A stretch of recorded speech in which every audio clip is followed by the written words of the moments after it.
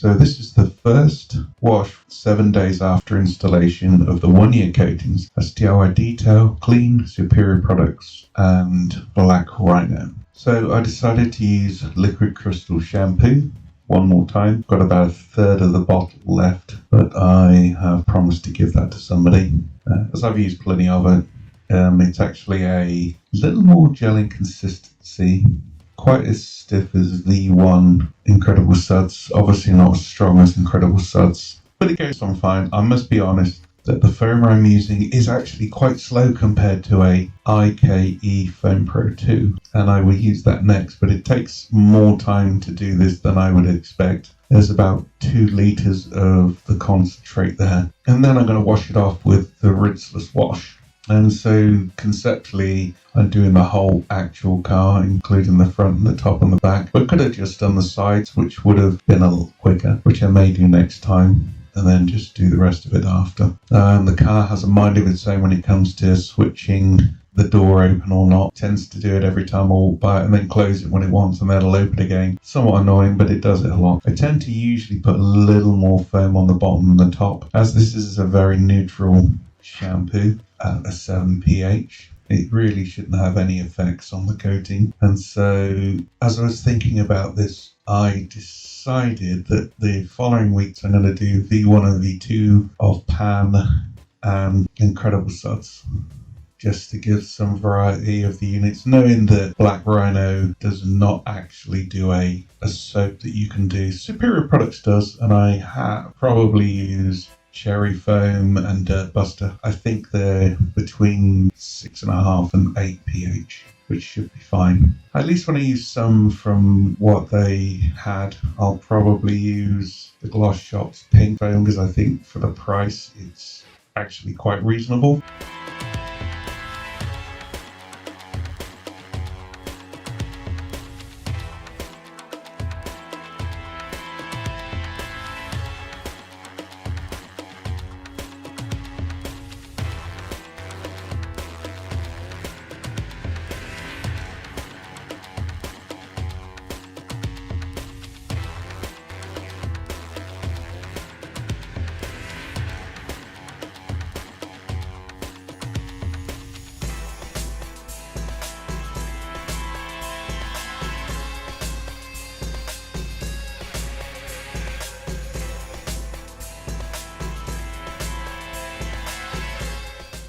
And of course you can see now I have what it kind of looks like a pressure washer hose, because it is, but it's connected to a 3-gallon sprayer, and I've got the Ryobi gun on it, and I've just got a general nozzle on there.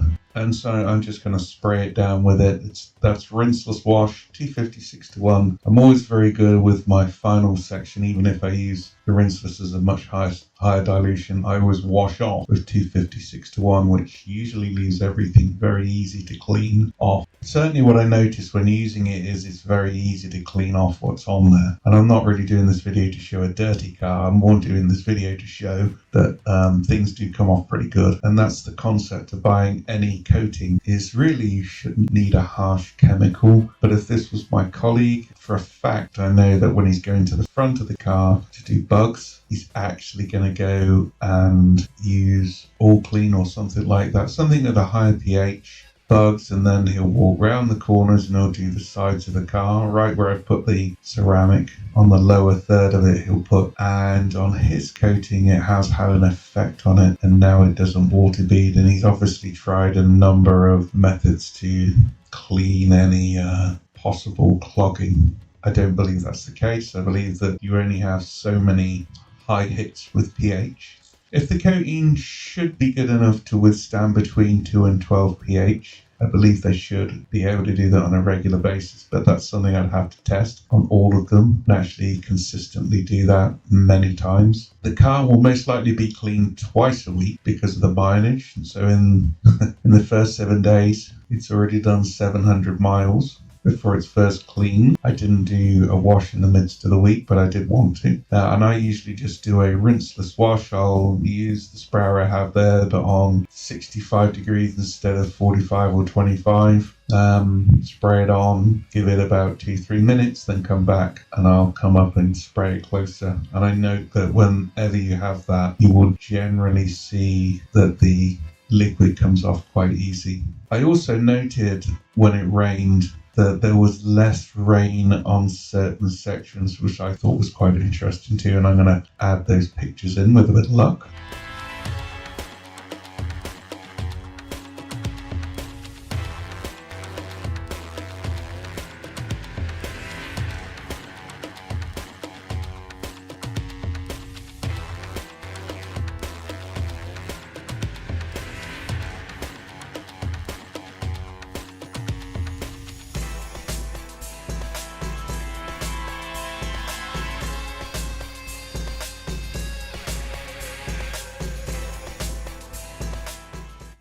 Okay, so I'm just going to show the spray down a little bit. After washing off the side, I'm going to start on the right hand side and just bring it up. As I do the top there, you can see it running down, but as I come across to pan side, I can see it running a little better to me. Now if you look at the superior product side, you can see that it slightly floods.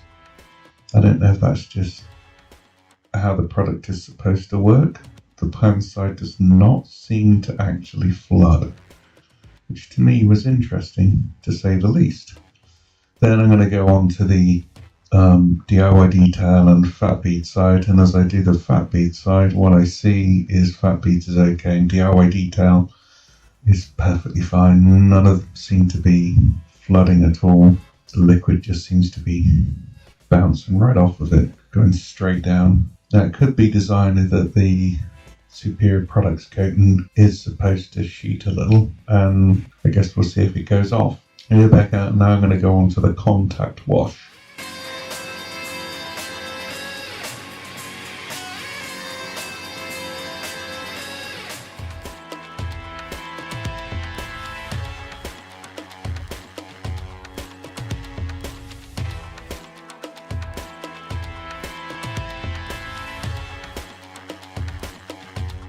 And obviously with the contact wash, I've got a gallon container, a gallon of water, and a cap full of DIY detail rinseless wash.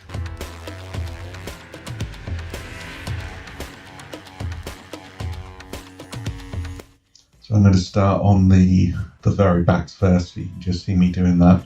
I'm just going to squeeze out and then just go on to the driver's side. I got to get the little stool because I'm actually doing the roof too. It was the child's couple steps, but it helps me get the top of that. Just see me doing there the back and the wheel, etc. Just giving it a quick wipe, catching to see if there's any material in it. I think I kicked it over and I had to get a refill of liquid. Don't do that. I did that. Don't do that. Because it's there and I put it not far enough away from me.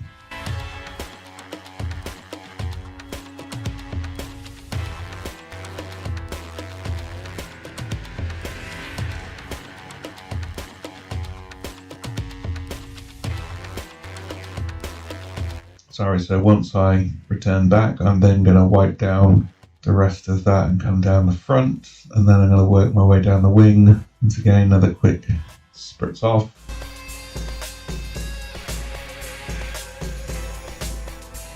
Start doing the back door, just wiping to the bottom. Same with the driver's door, wiping to the bottom with the DIY sponge. And to be honest with you, I don't see any issue that could have been there. I'm then going to move my way around to the passenger side, which is kind of interesting all its own. I'm going to bring that round.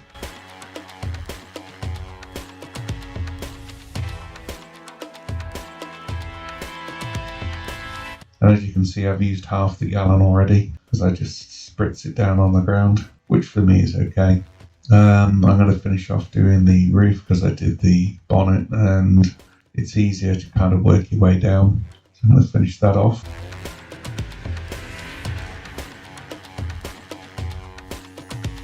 and then I won't need my step, and just quickly rinse and then start working on the top section of the car all the way down, and then turn over and work from the top all the way down on the passenger door, then into that back quarter, and then literally at that point I'm done. Just giving it a quick look, looks okay, and then I've got to move along to the drying stage.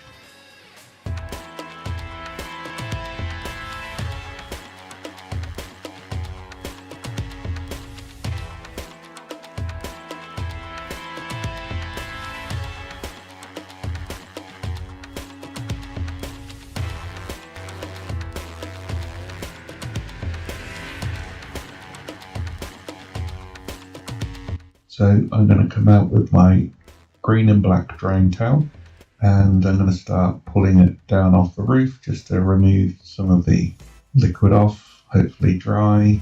Just quickly go over the windows. It tends to be where I go for a drier towel, and I'm just going to dry down, turn over, dry down again. The dirt's already gone, I'm just drying off. Then I'm going to go to the hood, dry the hood off on the front, and work my way around to the pan side. And as I get past the windscreen, I'm back onto the roof. Then I've got to work my way onto the windows, then the doors, turn all the way down, and then I go back up to the passenger side of that and work my way down.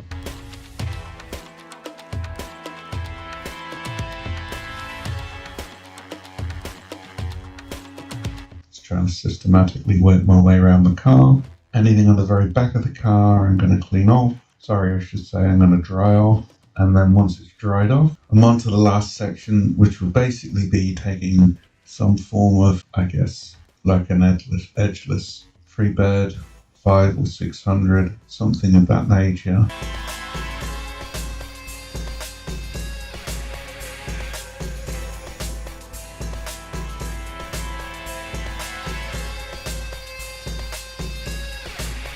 And just to see feels smooth or not. Are they keeping that? And to be honest with you, when I went around feeling the doors, actually went back to get a different cloth to try, and I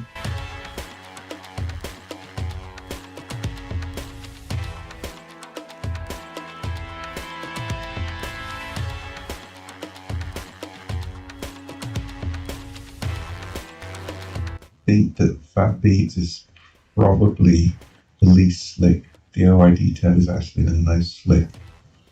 And then it's really tight on the other side when I get around there.